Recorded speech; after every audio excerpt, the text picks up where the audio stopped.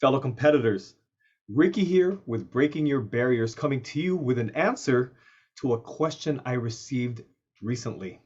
And the question was, hey, Ricky, should I do recon on my competition as I move up the ranks in this international speech contest?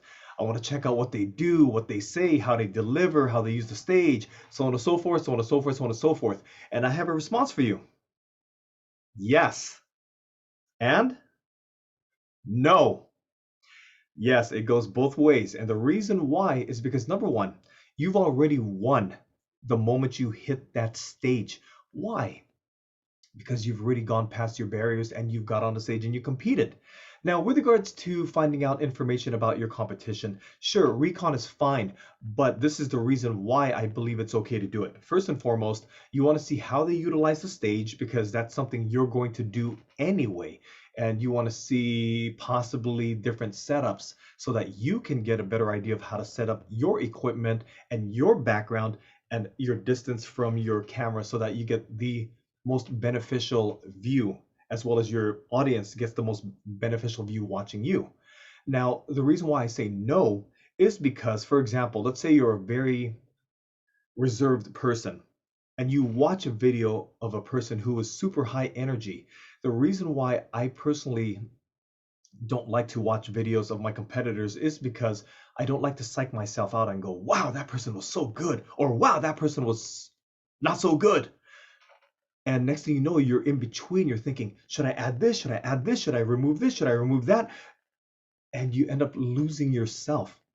Whatever you had in your mind in the first place of how you're going to perform is the most important. Use your gut. Your gut feeling will tell you, do this, do that. And it'll also tell you, I don't know if you should do that.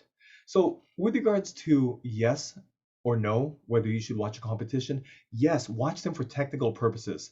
But no, do not try to be a copycat of another speaker, regardless of how good they are. And it's because you'll lose your authenticity that way. You'll lose your originality that way. Be yourself.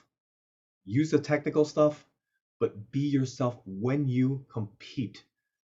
Like I said, you've already won. Focus on your message. Make sure your message has something to do with your audience getting the benefit of what happened to you that you just want to pass on to them. You want to pay it forward. You've already won. Don't worry about trying to be like somebody else, no matter how good or bad they are.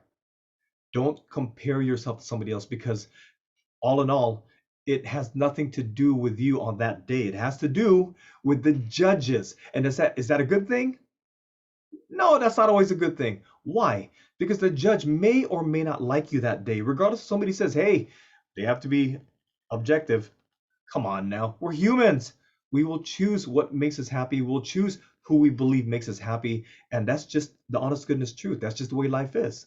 Just do your best. Be as amicable, be as friendly as possible when you get on that stage. And most importantly, have a good time. So do your recon technically, but no, do not copy any other speaker. You're unique. Make sure your message is very unique. Until then, keep encouraging, keep inspiring, and looking forward to hearing some great news that you moved forward past the division contest. Until then, have an amazing, amazing day. Be safe out there, and I'll see you guys on that stage. Bye, everybody.